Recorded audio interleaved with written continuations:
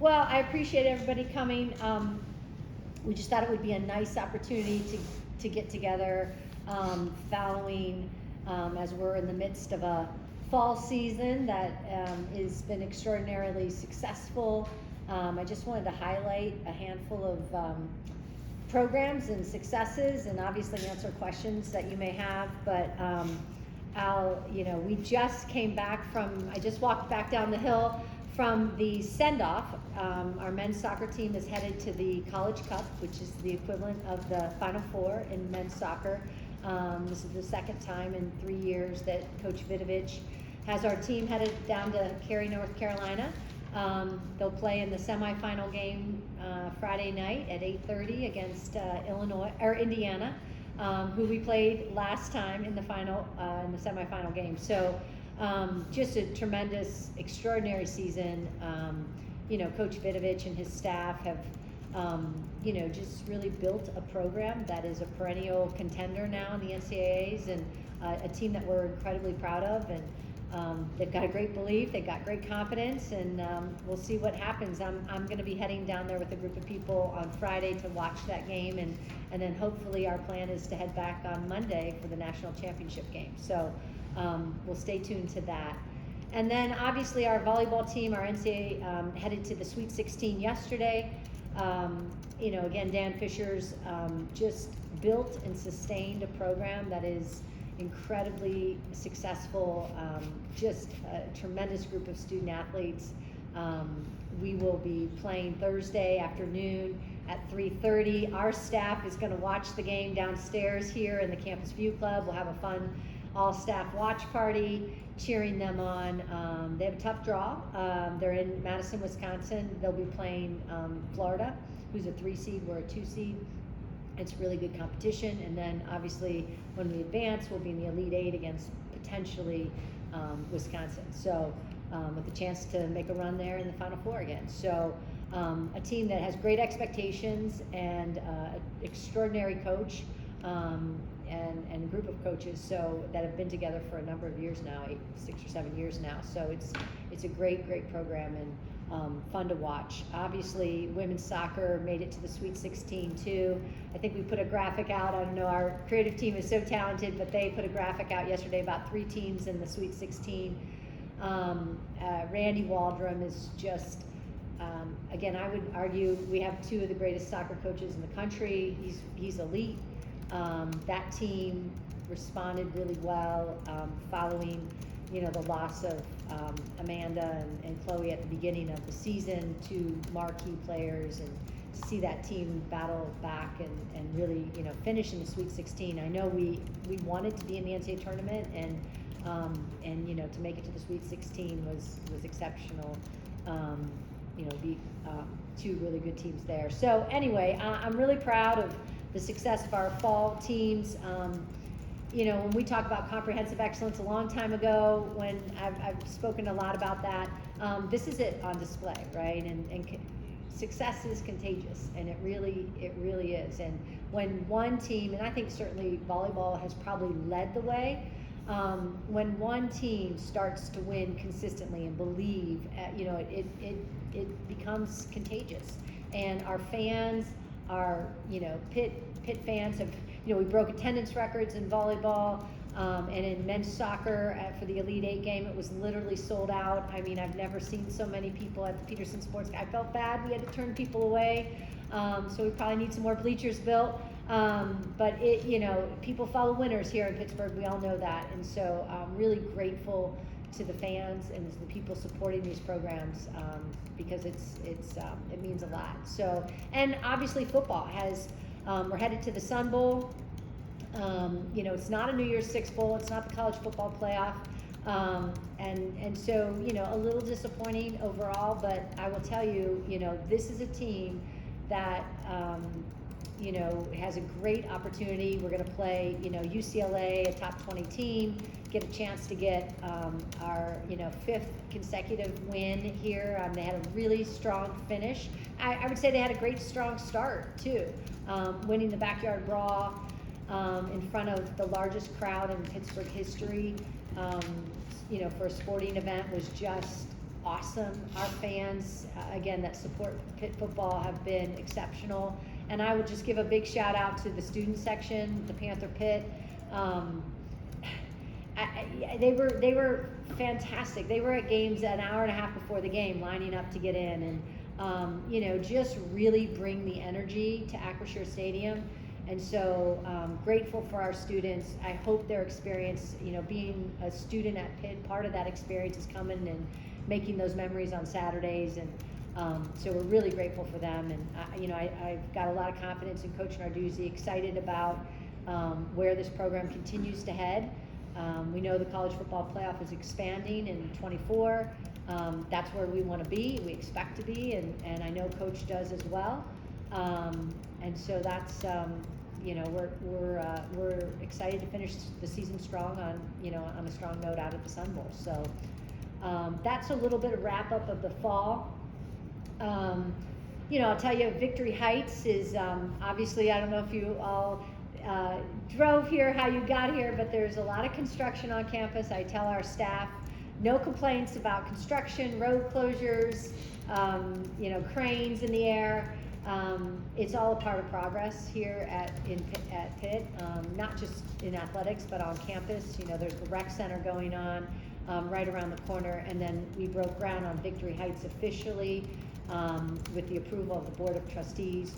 We will have an official groundbreaking early January for Victory Heights, but you can see all the dirt being moved and progress being made. So that project, just to reiterate, is a new arena and sports performance complex. It's a 3,000 seat arena for volleyball, wrestling, and gymnastics. And then multi-use, we'll use it for a lot of other events as well. And then a sports performance complex, which will be all of strength conditioning, all of sports nutrition, sports medicine, our mental health, practice gyms for volleyball, wrestling, gymnastics, and our spirit squad. So 16 of our 19 teams will be in that facility training and working out and every day. So it will literally, I don't know how to describe other than it will transform our campus. And it will connect the top floor of the rec center. As you come out of the 9th floor of the rec center, the new rec center, you will walk across and be on the roof of the arena, which is obviously a green roof and designed to be utilized for public. So it's super exciting. The rec center opens in the fall of 24. Victory Heights opens, this portion of Victory Heights opens in the fall of 25. And we couldn't be more grateful to the Chancellor, Chancellor Gallagher, for his belief in what we're building at Pitt Athletics. We wouldn't do it without him. And our Board of Trustees, who, again, saw the need, understands that this facility will help our coaches. I would just say that our facilities will finally meet our expectations. And that's really what is needed to build and sustain success at the level that we're, going after ACC championships and national championships. So that's super exciting and on the horizon. You're all following basketball. All the seasons cross right now, right? So we're in the midst of that crossover time. Men's basketball is on the road, going to play obviously at Vanderbilt tonight. 6-3. Excited because they, obviously won 5 games in a row, and certainly, I've traveled with them. I've been around that program quite a bit right now, and I think the team culture is very strong. There's a strong sense of team. There's an unselfishness, and it's starting to gel, which is a really exciting thing to see.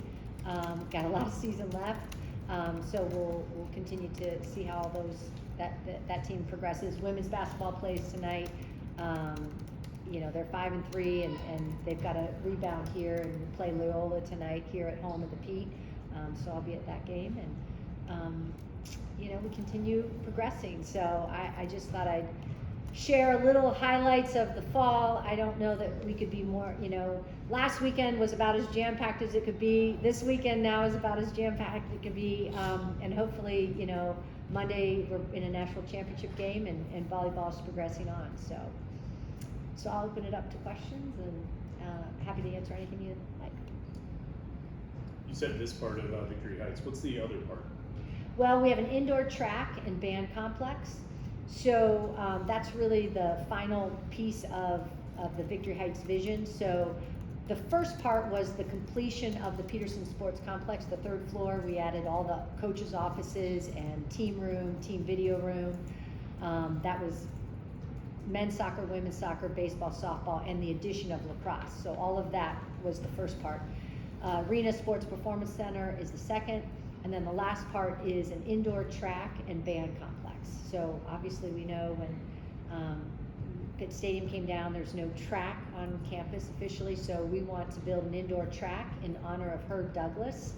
There's no one more fitting, and we have a location by the Sports Dome. Where the Sports Dome is, we would take down the dome and build a track there. And then our band, we have 300 plus band members who will all be out at the Sun Bowl. And they don't really have a home, and so they deserve a home. Those kids, bring energy. They bring, the pageantry of college athletics. Our band is really important to what we do in so many sports. We flew a group of them to be with women's volleyball. There'll obviously be a group, for women's basketball. They'll be with football. So they do a yeoman's work to really support our teams. And the band members, we don't have a music school at Pitt, so they are just kids that love music and playing their instruments. So they're majoring in other things, and so this will be a home to the band as well. Will you raise Fitzgerald eventually? Yeah, yes. I mean, at some point, it will be a university piece of property, and the university is yet to decide specifically what they're going to do with that piece of land. Heather, I know that you got a million things going on, all the fall championships, bowl games, and everything in Victory Heights, but NIL is something that continues to be competitive everywhere. Mm-hmm. Have you all been able to invest as much as you'd like, and what investments have you made into improving your NIL efforts? Yeah, so NIL is, obviously the national landscape of name, image, and likeness, and allows our student athletes to receive compensation based on their name, image, and likeness. And we've done a lot of different. We have a task force. We have a collective. Obviously, people have read probably about it. Alliance 412. And it's an evolving space, right? How it is being utilized. The patchwork of state laws that govern it. Pennsylvania law will be changing now in January slightly to make a few modifications to allow us to be a little bit more involved in arranging NIL, changes to the disclosure requirement. But we're actively involved in promoting it as we're allowed to. The athletic department doesn't invest in it. We have donors and philanthropic people that support it, and student athletes have been involved in all types of not just finances from the collective, but whether it's the Oaklander or car dealerships or Dunkin' Donuts or a variety of ways that student athletes have received compensation this past year. It's not a taboo topic. It's reality. It's what we're living with. And we're continuing to manage it at a high level, and really grateful for the people that do support it and want to be a part of it. There's no question it's a part of college athletics today. The NCAA says, I think the biggest thing that I struggle with it is the tampering aspect. That part is not. It doesn't reflect incredibly well on our profession,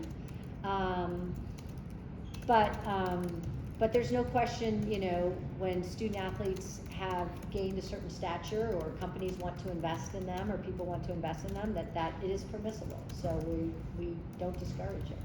Heather, I was wondering if the 7 football decommitments that happened this year or in any way connected or based in NIL? You know, I can't speak firsthand, so I don't know that firsthand.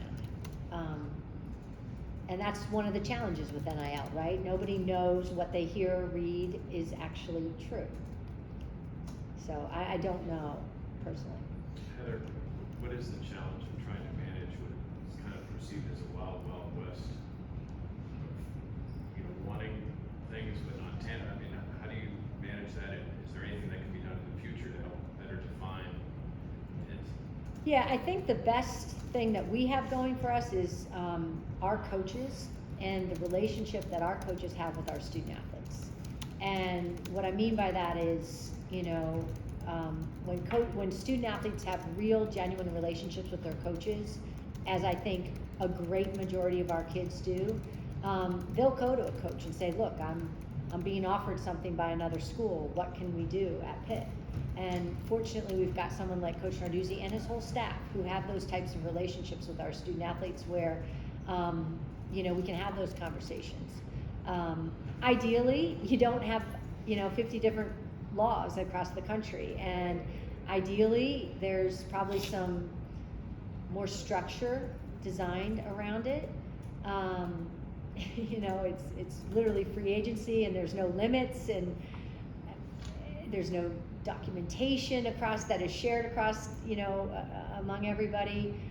We document it internally in our office. I think it's important to have disclosure. It's important to understand and help guide our student athletes when they get approached on certain situations. So that's how we manage it, but that's not necessarily consistent across the country. And so, yeah, it is a bit of the Wild West in that sense. And so, you know, we're doing the best we can, I think, to manage it, and obviously we're grateful for the support that we have through our collective to help manage it, and it's a definite balance with our coaching staff. Sorry, go ahead. Another thing that people might consider is the Wild West is the transfer portal and how kind of widespread it is now. Do you feel there needs to be more guardrails around the idea of the transfer portal and all these student athletes going into, you know, transfer and find a new school to play sports at? You know, I mean, I think the transfer opportunities are here to stay for a while. You know, the NCAA created the windows, which obviously does limit the distractions during season. It doesn't mean that kids don't declare that they're going in the portal earlier, but they technically can't go in the portal until it technically opens. And that, you know, I think if student athletes choose to leave or transfer, I mean, that's their decision to make. I think the biggest lesson that I'm concerned that young people, you know, is what is the lesson that we always teach student athletes. I mean, that's why we got into this industry. You know, we care about young people, and we want them to, you know, excel at the highest level academically, athletically, and personally and socially. And so, what is the lesson that you learn by, you know, and you can say it a lot of different ways, but jumping into the portal or, you know, transferring. Sometimes there's very good reasons to do that. And sometimes it might be, you know, just maybe not a good reason. And I'm not sure how well thought out it all is. It so much depends on the guidance they're receiving, who's influencing these decisions, and the real reason as to why. Life is tough, and so you've got to, you know, the stick-to-itiveness. You know, I think that's an important lesson in life, is to, you know, kind of stick through things that are not always easy. And I think you talk to old school people who, you know, not just myself, but someone like Jim Covert, and I remember having a conversation with him, and he's like, look, do you know who I played behind my freshman year? You know the names. So, and if it was all about playing time and not about the development of who you are and being a part of a team, then you might have jumped into the portal sooner than you might have realized was worth. And think of where he is today, you know, a Pro Football Hall of Famer and a really proud Pitt man. So I worry about the lesson, you know, and then there's kids that come to our coaches and say, look, I'm a Pitt fan, I'm a Pitt guy, I want to stay at Pitt. And so that's the culture that Coach Narduzzi and his staff have created. They want to be here, they want to be a part of this team, and you know, really grateful for those relationships that our coaches have. I'm sorry, Chris. When the transfer portal became the thing, I heard this thing, one-time transfers. Mm-hmm. But I just read there's a prominent quarterback looking for his 4th school now. So, how does that work? Does the NCAA enforce that? Because they give out waivers all the time. Yeah, the student athletes in any of those situations will have to, you know, apply for a waiver What's from the condi- NCAA. Conditions for waiver. And the NCAA would have to grant that based on their precedent and their standards. And, you know, a lot of times it's something that's outside of their control, but again, I'm not gonna speak to the NCAA's, their rationale for granting waivers or not. No, you're good. I just wanted to ask back to your point on tampering. One thing that seems to be a thing is that high school players are coming in asking about NIL, like, what can you do for me? In fact, I was talking to Dan Fisher just yesterday, and he was talking about he was on the phone with someone, and even a transfer was like, what about NIL? What can you do for me? How do you sort of get your programs to lead in ways that say, like, hey, we can help you find the assets without crossing that line of the tampering question? Because, you know, it seems like players are coming in saying there's these other programs that are laying the door out for me, but, you know, again, it's the wild west of not trying to figure out where not to go. Yeah, well, there's a difference between recruits contacting our coaches and saying, hey, look, I'm interested in coming, I've always wanted to come to Pitt, here are the reasons why. By the way, how do you guys manage NIL? What are the opportunities? That's one avenue that's very clear. Versus a coach calling a recruit saying, hey, I see that you're quite talented, we'd love to have you at Pitt, we've got a hole, we want to bring you here. I mean, it's very different, right? So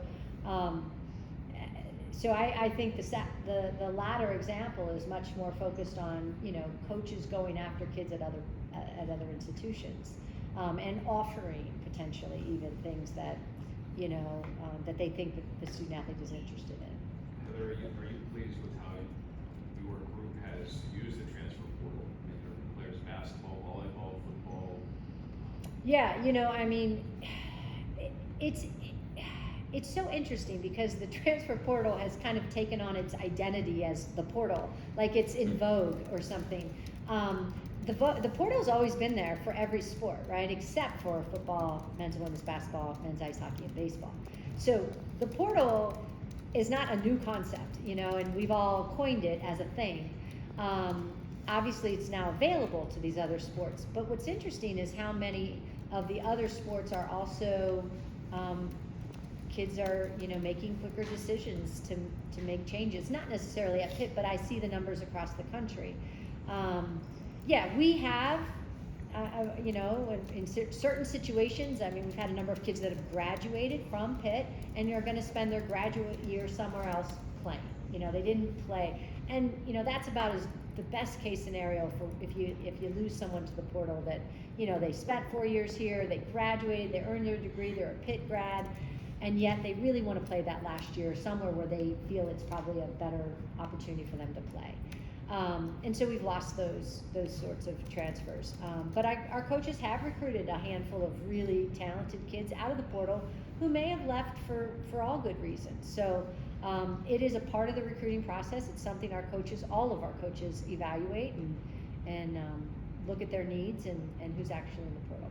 In terms of the collective and supporting the collective so that you can leverage it competitively, if you have a finite number of donor dollars, right? How do you manage that to, you know, you want money to go to Victory Heights, you want a new conference room, things like that, but also those dollars could be going to a collective that would, in theory, make the teams more competitive. So, I mean, how do you, the fundraising department, how do you balance this one amount of, you know, this one pool of dollars that could go to these different places? Right, we're our development team, we have these conversations.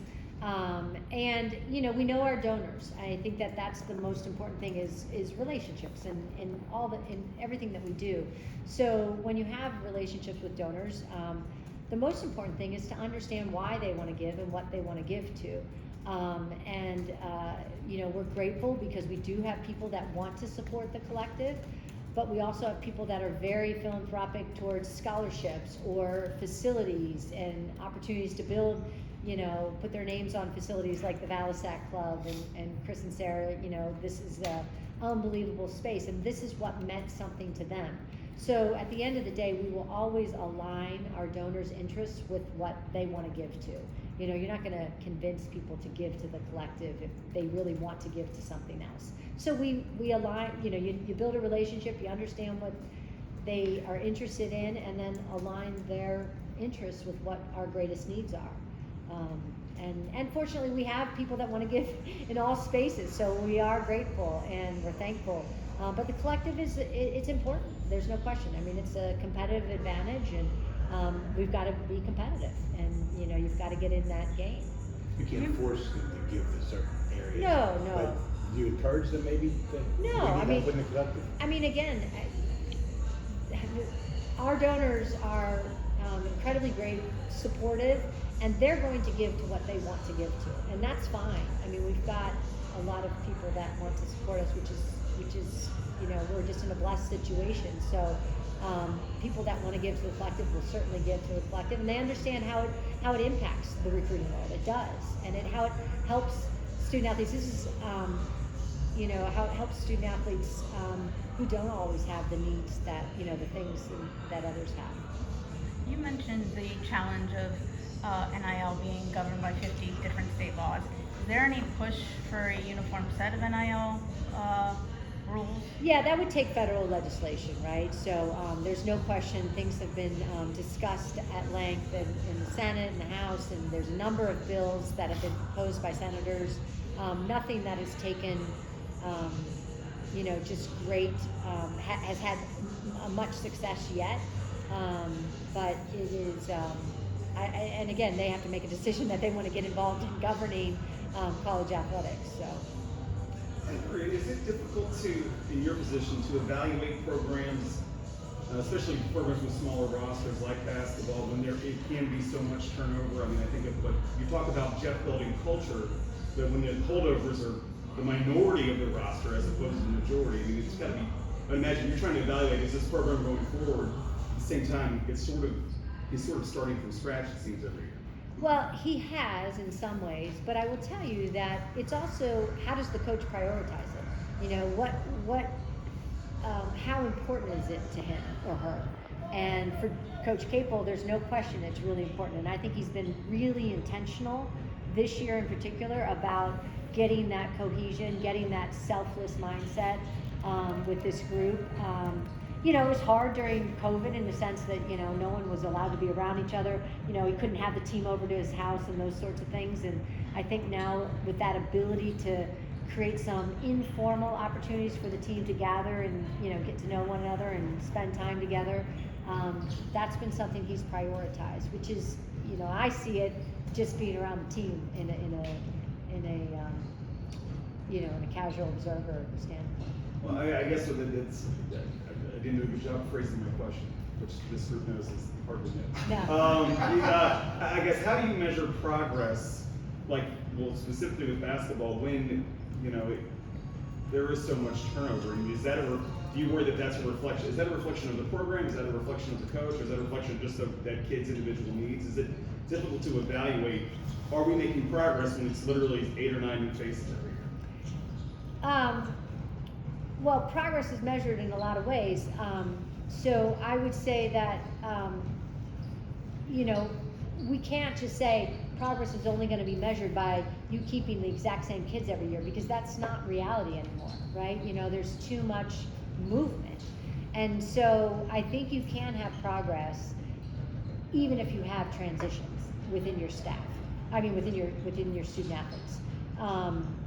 So, you know, at the end of the day, progress is also measured by performance on the court. So, so that's really, you know, how competitive do we get? What is the trajectory of the program? Are we, you know, continuing to stay at the same exact spot? Are we, you know, winning fewer games? Is the trajectory on a downward slope or is it on an upward slope? And so I just think it's going to be measured in a lot of different ways, but at the end of the day, it is a lot about performance. And so even if the coach has 4 new players or 6 new players, you know, it's very difficult to judge that or evaluate the culture of the team negatively if the performance continues to improve, you know. Heather, you noted to us like it was last spring when you talked about the adjustments in handling transfer portal. I think you guys hired 2 new staffers specifically to say, hey, we're going to help basketball find those players in it. And this year, you know, at least to start the season, you've seen, I think you guys have gotten veterans that are contributing faster on the court versus the people that you brought in last year. Have you seen stability or success there enough to say like, hey, our investment is working right now? It's still a long season ahead, but have you seen improvement there in how they've operated this year? I think the quality of staff that Jeff has surrounding him in those areas is very strong. I mean, they are invested, they care deeply about their work, and have done a good job. And, you know, I think a couple of the incoming transfers are very, you know, early on, you know, seeing great results. But yeah, I mean, it's going to help the coaches. I mean, to think that, you know, someone doesn't monitor the transfer portal on a daily basis or really evaluate those. I mean, it's not just, okay, this student athlete's in, let's take a look. I mean, you got to do all the research to find out why are they in, what happened, where have they been, all those sorts of things, where are they academically, all that. So there's a heavy lift in taking a look at transfers. So yeah, I think that the investment is worth it. And in combating the transfer portal, because also, you know, like you said, you can't keep everybody, but you try to keep people. But you've seen success from, you know, Pat Narduzzi to keep some players from there, and he's been here 8 years. Dan, you know, was talking about how, you know, Valeria last year, she just led you guys in scoring against Colgate, but last year she got benched after being a starter, didn't leave, stuck around and stuck with it. Is the key component to that keeping coaches tenured and kind of sticking around to kind of establish that long term, or are there a lot of other elements that go on top of that? Well, it's complicated. I would say that, and first of all, every student athlete's an individual, right? So it's hard to broad brush it, but I would say that the most important factors, I mean, continuity of coaches is important if you've got the right coaches, right? You know, so continuity matters, and I think student athletes want to know that. But also building a culture that student athletes know that they're going to get better.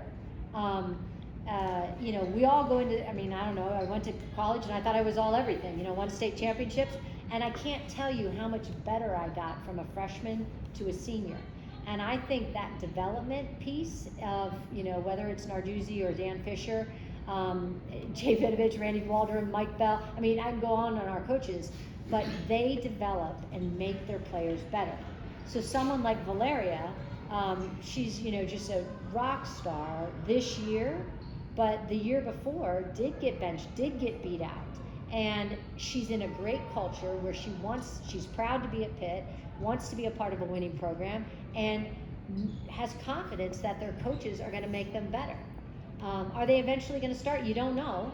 You know, you got to have some stick-to-itiveness and work ethic to try to get better, but you also have to have the right coaches who help make you better. And I think our football coaching, I think our coaches make our players better.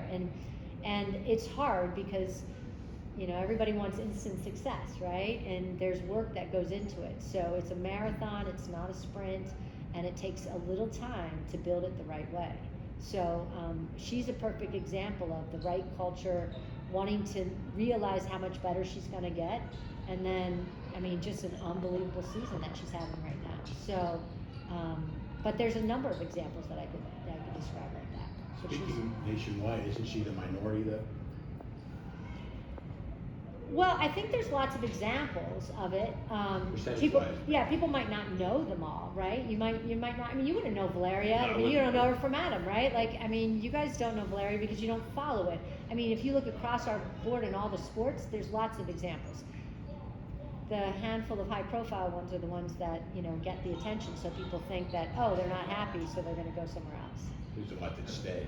There's a ton that stay, and there's a ton that come in as freshmen and do not play, but by the senior year or by their junior and, you know, senior year, they are difference makers. It's because coaches coach.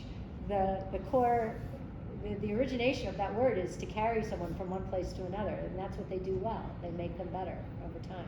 And what can we learn from the successes of soccer and volleyball that can translate to all sports? Well, it starts with great coaching. I mean, it really does. I mean, I would, Jay Vidovich is extraordinary at what he does. Randy Waldrum is extraordinary at what he does. Dan Fisher is an extraordinary coach. They just are. That's the start of it, but it's not about one coach or one player. It is about the entire athletic department. You know, you've got to have great athletic trainers. We've got to have great strength coaches, world-class medical team, fabulous development people raising money for these programs. You know, academic advisors who are helping the kids manage their academics. I mean, we're in the middle of finals right now, and we've got 2 teams on the road competing for NCAA championships. So it's about the whole department really doing an exceptional job, because one coach can't do it alone. So I think it's, and success is contagious. I mean, we just saw the soccer team send off, and you saw the basketball team up there, you saw the women's soccer team, I saw the lacrosse team, I saw the baseball coaches, the softball coaches, the track coaches. I mean, you know, they want to be a part of it, and when one team starts to do it, others believe that you can do it. It's an internal belief system, and I think that that's what we all learn, that everybody matters, and that you've got to believe internally before it's going to happen externally. Can you quantify how much money is in the collective or needs to be in the collective? Ooh, no. I know it's probably an unfair question. I apologize. Yeah. I've seen other coaches, you know, other schools have Right, mentioned it. You know, right, so yeah, I don't know. I guess though, but does that lead to the fear of it just becoming a straight out arms race, and that, you know, schools with bigger donor bases, larger footprints, whatever, will have simply, it'll be like in Major League Baseball where the Yankees have this much and other franchises, I'm not gonna name names, they have this much. Yeah. I mean, you guys, I'm not speaking to your finances, but I mean, you had a football player that had a great year, literally everything that could have gone right went right, and it still wasn't enough to convince him to stay. Right. And so do you worry about that, just this without legislation, just the escalation, maybe almost becoming a have and have not thing maybe down the road? It's just hard to predict where NIL is going to go, because the current model, in my humble opinion, is not sustainable. I think we've got to have a better solution as leaders in college athletics eventually. So it's hard to say that it's really going to get to where, you know, Major League Baseball is right now, and I understand that. And I do think relationships matter. I do. At the end of the day, I think relationships will always matter. Finances are important, but you know, I don't know that if you run for X dollars in college that it helps you that much more in the pros. You know, I'm not sure that, you know, the example last year is in a better draft position today than they would have been staying here. I mean, I would argue that they aren't. And so, so I think that we'll see examples along the way where it didn't necessarily work out the way they wanted to be, you know. And there are reasons why kids transfer. There's very good reasons, but I think that chasing finances is, you know, I'm not sure that that's going to be the right solution in the long term. You mentioned looking for a better solution to this kind of thing. Is there anything concrete that you think we can get this, we can start to get a hold on that process? You know, again, what I mentioned earlier is, I mean, the fact that we have 50 different state laws, and the fact that there's no limit, or there's no even real honest reporting, and it's not dishonest reporting, there's just no reporting of it. So, I mean, what you hear, what you see, what you read, who's to say, right, really what has happened or transpired? No one really knows, and I think that that makes it challenging. It's very challenging for our coaches. I have empathy for all coaches right now, because it's a very challenging time in that sense. I know that you said at the top of your statement that, you know, it was disappointing for football to not be in the college football playoff, you know, get back to the ACC championship game. But how do you grade out what they were able to do, because they've lost one time in November in the last 3 years. Yeah. And you saw them rally even with things not going their way. But how do you rate how they did repeat? This is, you have a chance to have your first 2 years that combine for 20 wins since the Jackie Sherrill days. Yeah, no, I think I said disappointing because I know what coach's expectations are, and his expectation is to be in the ACC championship game and compete for getting the college football playoff. Like, that's what we want, and that's what we expect, and so you never want to lower your expectations. But if you look at the overall success of this team and the quality of kids and the accolades that they receive, both within the conference, nationally, All-Americans, first team All-Americans, it's impressive. It's just a really impressive group. And so, I think, the slippage in Tennessee, had we won that game, I think that there would have been a different level of momentum, and I know that. But, just really, I love the continuity of our coaches. I think they coach for all the right reasons. And that's up and down the coaching staff. And I think there's no question when you come to Pitt, you're going to be in the hunt for an ACC championship, and you are going to get better, and you're going to be you have every opportunity to make it to the NFL as any other place in the country, and coaches care about you as people, and players, and there's real relationships within those walls at the Drats, and so I think all of those things are a hallmark or paramount to our football program. And excited about the expansion of the college football playoff. Last year we would have been in, right? And so I think that's a great thing for college football and an opportunity for us to be on that national stage. Do you think that the expansion is basically halted or stopped the momentum of any more big-time realignment? I mean, do you think it's sort of preserved the integrity of these conferences for the most part as they stand right now? That's really hard to predict. So I'm not gonna surmise, but it's possible. I think anything is really possible. I'll rephrase it. Do you feel safer or more confident in that stability now than maybe you did under the previous format? Well, what I would say is I feel good about the future of college football. I think that the expansion is good for college football. It does allow, obviously, way more teams to be in the hunt for that national stage. And I think having the first round games on college campuses is going to be just an incredible experience. And we imagine us hosting a first round game here in Pittsburgh. Good luck getting a ticket, right? So I think that is really exciting, and I think it's what's best for college football. Do you see super conferences evolving eventually? And what can a school like Pitt do to make sure that they'll have a seat at the table if that does happen? It's hard to predict. Again, I don't want to talk about whether or not there's going to be super conferences, 2 years, 5 years, 10 years down the road. But I think Pitt is, to answer the question about what's Pitt doing, I think Pitt's doing everything we do right now to build a successful athletic program up and down the sports. We have a world-class academic institution, an unbelievable research arm of our institution, in an incredible city that when you look at the viewership of the Backyard Brawl and our Tennessee game, we're competing with, the top echelon of football programs in the country. And so I'm very confident that we bring a level of interest, academic prestige, and athletic prestige to compete in the top super conferences. I wanted to ask you about a couple of facilities things. Lacrosse, is that looking like a permanent home at Highmark Stadium? And then what kind of conversations have you had with Steelers and other authorities about the long-term future with Acrisure Stadium?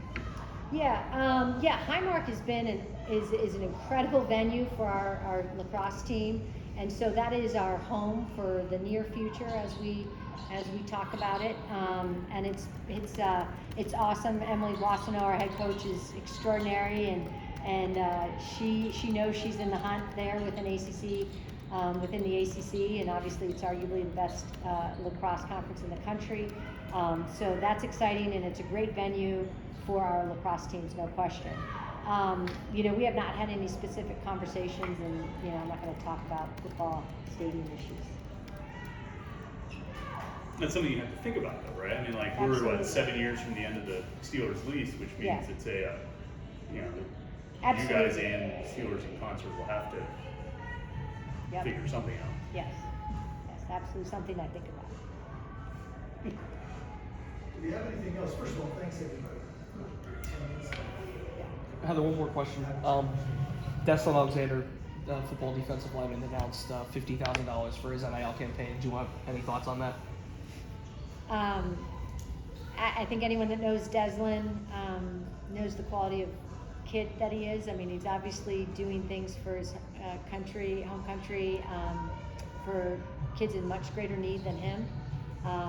He's a first-class individual and just an unbelievable representative and ambassador for Pitt athletics and Pitt football. Well, can I just follow that up? Please. I mean, he's hardly, you look at Cal and Kenny, and, I mean, is that something that maybe got overlooked in this? It was all directed towards maybe the what can I do for me aspect of it? I mean, have you been maybe surprised by the philanthropy, for lack of a better phrase, that your athletes have done? I'm not. I mean, I am in some ways, obviously, because you don't hear the stories much and they don't get told in the way in which I think they should be. But they're special kids. I mean, they're incredible representatives of our programs. I think it comes along with a bit of the culture, but also their just own innate unselfishness. I mean, Kenny taking the Hogs or the Line to dinner at the Oaklander, it's just doing the right thing. I mean, just a natural born leader who cares about his teammates and his brothers and taking care of other people. It's not all about him. That doesn't surprise me when you know Kenny. What Deslin's doing doesn't surprise me when you know Deslin. I think it's a story. Cal, I mean, he's a whole different other mold. Just an unbelievable guy. So I think those are the stories that are incredible to tell. And our Alliance 412 does a lot of philanthropic work with regards to their collective. And so I know they don't really work in the sense of traditional work, but they do a lot of philanthropic work. And so that's something inherent in what we're doing. But Cal, Deslin, Kenny, and others have taken it to a different level. Does it surprise? I'm sorry. Just quickly, you mentioned the success of lacrosse. Are you happy with the number of sports? Are you looking at adding anything? No, we're really happy with the number of sports, and thrilled for our lacrosse team. I mean, we have 35 girls that obviously get to play at this level and grow the sport here in Pittsburgh. We just got I won't say her name, but we just got a recruit out of Mount Lebanon from lacrosse, and she's really, really talented. So it's fun to see the sport grow here in Pittsburgh, and for us to get the best talent and let them stay here in Pittsburgh. Jerry, you're up as well. Okay, thank you. Are you surprised that these philanthropic efforts of Cal and Deslin were illegal before NIL was started? I mean, it seems like we could have been doing this for decades before this. Right. Yeah, I mean, I don't know that we've got it right. So, but there's no question they're the type of unselfless leaders that they are. Would not have happened but for the NIL. So those are the good stories that you want to tell, and we just don't tend to glom onto them. But there's no question those individuals are unique and very special, and we're glad that they're at Pitt. I mean, that was like 50 years too late.